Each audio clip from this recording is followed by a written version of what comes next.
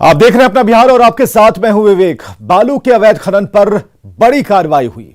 अवैध खनन के खेल में पुलिस से लेकर प्रशासन के अधिकारियों की मिलीभगत सामने आई है और इसके बाद सरकार ने कड़ा एक्शन लिया है।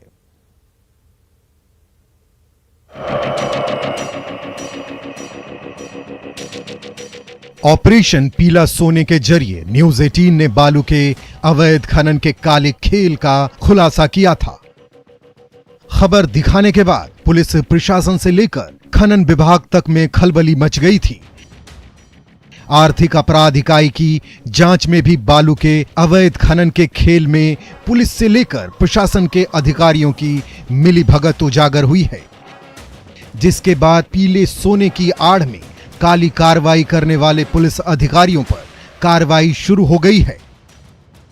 सरकार ने भोजपुर के एसपी राकेश कुमार दुबे और औरंगाबाद के एसपी सुधीर कुमार पोरिका को हटाते हुए मुख्यालय में पोस्टिंग कर दी है।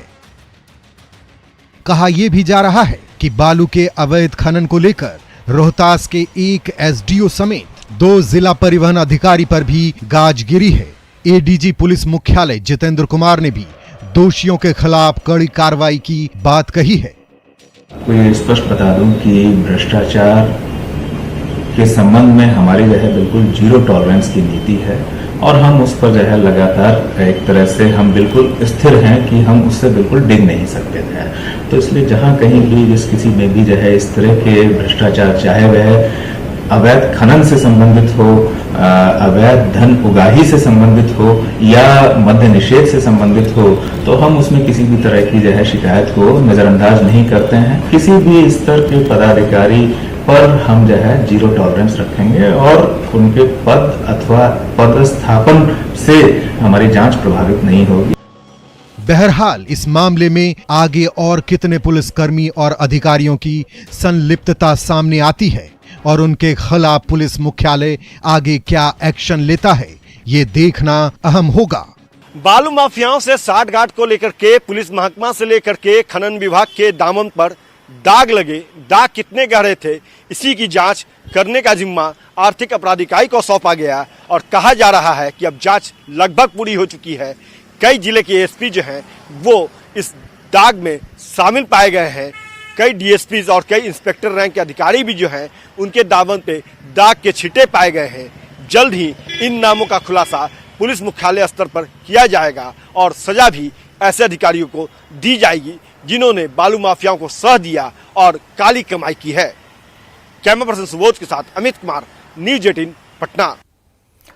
और बिहार में बाढ़ के पानी से लोगों का जनजीवन अस्त व्यस्त हो चुका है। राज्य के 10 से ज्यादा जिलों में बाढ़ की स्थिति काफी गंभीर बनी हुई है और कई नदियां उफान पर हैं। बाढ़ पीड़ित अपना घर छोड़कर पलायन को मजबूर हैं।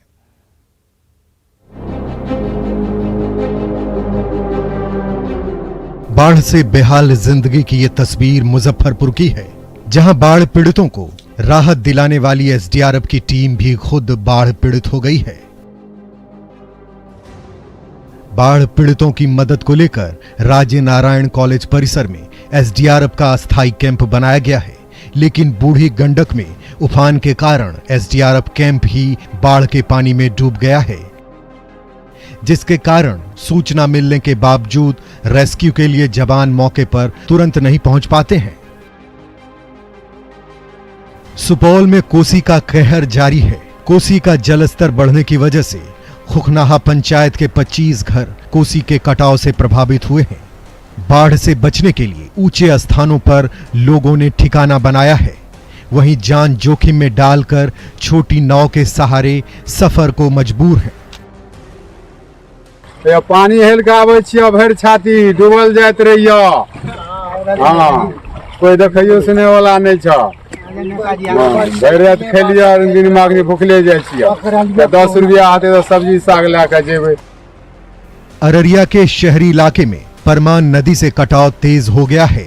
वार्ड नंबर 11 और 12 में बाढ़ से सहमे लोग खुद ही अपना आशियाना तोड़ने को मजबूर हैं। क्यों तोड़ रहे हैं? नदी की वजह से। नदी कट रहा है, घर कट गया। हाँ। इसलिए घर लेके चले गए। ये बाथरूम बचा लास्ट में, उसको भी तोड़ रहे हैं। दरभंगा में भी बाढ़ से लोग बेहाल हैं। कुशेश्वर स्थान इलाके में बाढ़ का पानी अब पूरी तरह से फैल गया है। गांव की सड़कों पर कई फीट बाढ़ का पानी आ चुका है, जिसकी वजह से सड़क पर यातायात पूरी तरह बंद है। ऐसे में गांव के लोगों के लिए नाव ही एकमात्र सहारा बचा है। न्यूज 18 के लिए मुजफ्फरपुर से सुधीर कुमार, सुपौल से अमित कुमार झा, दरभंगा से विपिन कुमार दास के साथ अररिया से सतीश कुमार मिश्रा की रिपोर्ट। पूर्णिया के हाथीबांध गांव में परमान नदी कई सालों से कहर बरपा रही है। कई घर नदी में समा चुके हैं। कब्रिस्तान की 12 एकड़ जमीन भी कटकर परमान नदी में समा चुकी है। प्रशासन की उदासीनता के बाद ग्रामीणों ने खुद परमान नदी के 2 भागों को जोड़ दिया और नदी का रुख मोड़ दिया। कहते हैं, जब शासन प्रशासन उदासीन हो जाता है तो मजबूरन जनता को खुद अपना रास्ता तलाशना पड़ता है। यही हाल है पूर्णिया के 22 अनुमंडल के बाढ़ और कटाव से पीड़ित लोगों का। जब सरकार द्वारा कटाव निरोधक काम नहीं हुआ तो ग्रामीणों ने खुद ही कुदाल उठा लिया और अपनी मेहनत से नदी का रुख मोड़ डाला। अभी तक बहुत सारे लोगों का घर नदी में समा चुका है। कब्रिस्तान की 12 एकड़ जमीन भी कटकर परमान नदी में समा चुकी है। ग्रामीणों का कहना है कि उन्होंने सरकार से फरियाद की, लेकिन किसी ने उनकी गुहार नहीं सुनी। कब्रिस्तान बचाने के लिए वहाँ नाला खोज रहे हैं, उसको बचाने के लिए, ये गाँव वाला को बचाने के लिए भी कर रहे हैं हम लोग। हाथीबंधा गाँव जो हमारा इधर आगे पीछे जो है उसको बचाने के लिए हम लोग कोशिश करते हैं। बता दें कि पूर्व प्रधानमंत्री अटल बिहारी वाजपेयी ने नदी जोड़ने की अनोखी योजना की शुरुआत की थी। अगर ये सफल हो जाता तो इससे बिहार में बाढ़ और सिंचाई का स्थायी समाधान हो जाता, लेकिन किसी ने इस पर खास ध्यान नहीं दिया। तो बिहार में बाढ़ की त्रासदी पर जल संसाधन मंत्री संजय झा का बड़ा बयान आया है। न्यूज 18 से खास बातचीत में उन्होंने कहा कि बाढ़ का खतरा कम करने के लिए सरकार नदियों को जोड़ने पर विचार कर रही है। साथ ही उन्होंने कहा कि प्रदेश की मृत नदियों को पुनर्जीवित करने पर भी सरकार काम कर रही है। ये है कि डिपार्टमेंट में हम लोग ये जरूर अब कोशिश कर रहे हैं कि हम लोगों को बहुत होप हो नहीं रहा है कि नेपाल में चीजें क्योंकि उस स्पीड में या ऐसे नहीं हो रही है जो हम लोगों ने सोचा था। तब हम लोग ये जरूर प्रयास कर रहे हैं कि आने वाले समय में कि बिहार के अंदर जो छोटी छोटी नदी है उसको कैसे अगर इंटरलिंक करके इसके प्रभाव को अगर कम कर सकते हैं, खत्म की बात तो नहीं कर सकता हूँ, तो वो जरूर हम लोग 1-2 जगह मॉडल के रूप में एक्सपेरिमेंट बेसिस पर कोशिश करेंगे कि भाई ये करके देखें और उससे अगर उसका कुछ प्रभाव कम हो सके तो फिर आगे और जगह इसको इम्प्लीमेंट। यह बड़ी जानकारी दे रहे हैं कि नदियों को जोड़ने की योजना जिसके बारे में अटल बिहारी वाजपेयी जी जो प्रधानमंत्री थे उन्होंने शुरुआत की थी, तो बिहार अपने नदियों को जोड़ने की कोशिश करेगा अपने बूते या फिर केंद्र सरकार के बूते। क्या है ये, क्या है सर, प्लान क्या है? नहीं, ये सरकार अपने बूते ही और मुख्यमंत्री जी का भी कंसर्न है। कल भी मीटिंग ली है उस पर उनका और उन्होंने कहा कि भाई आप लोग ये करके देखिए कि अगर बहुत सारा आपको रिवर है वो डेड हो गया तो उसको अगर खुदाई करके अगर उसको जिंदा करते हैं और वहां पर अगर पानी डाइवर्ट होता है एक प्लस अगर जो छोटा छोटा नदी है, ये तो बड़ा नदी में बताया नेपाल से आता है, जो इंटरनल रिवर है उसको अगर लिंक करके और वाटर मैनेजमेंट या पानी को हम लोग होल्ड कर सकते हैं।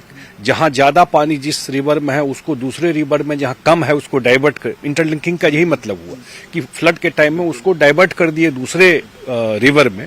तो वो 1-2 जगह डिपार्टमेंट में हम लोग इसको ऑलरेडी इस पर बातचीत चल रही है, जो एक्सपर्ट लोग हैं उसमें एडवाइस कर रहे हैं। तो वो अगर कुछ हो पाता है तो उसका ये एडवांटेज होगा कि अगर 1-2 जगह सफल हो गया ये चीज, एक हम लोग नॉर्थ बिहार और एक साउथ बिहार में करने का सोच रहे हैं अभी जो इनिशियल जो स्टेज है, तो हम लोग आने वाले टाइम में इसको फिर आगे और इसका स्कोप बढ़ाएंगे और इससे कोशिश करेंगे कि जो पानी आता है उसको कम से कम बाढ़ का प्रभाव रहे, कम से कम वो प्रयास तो हम लोग जरूर कर रहे हैं। महंगाई के मुद्दे पर विपक्षी पार्टियां गोलबंद होने लगी हैं। इसके खिलाफ 18 और 19 जुलाई को आरजेडी कार्यकर्ता सड़क पर उतरेंगे। नेता प्रतिपक्ष तेजस्वी यादव 18 जुलाई को सभी प्रखंडों और 19 जुलाई को राज्य के सभी जिला मुख्यालयों में विरोध प्रदर्शन का उन्होंने ऐलान किया। तेजस्वी ने महागठबंधन के सहयोगी दलों को भी साथ आने की अपील की।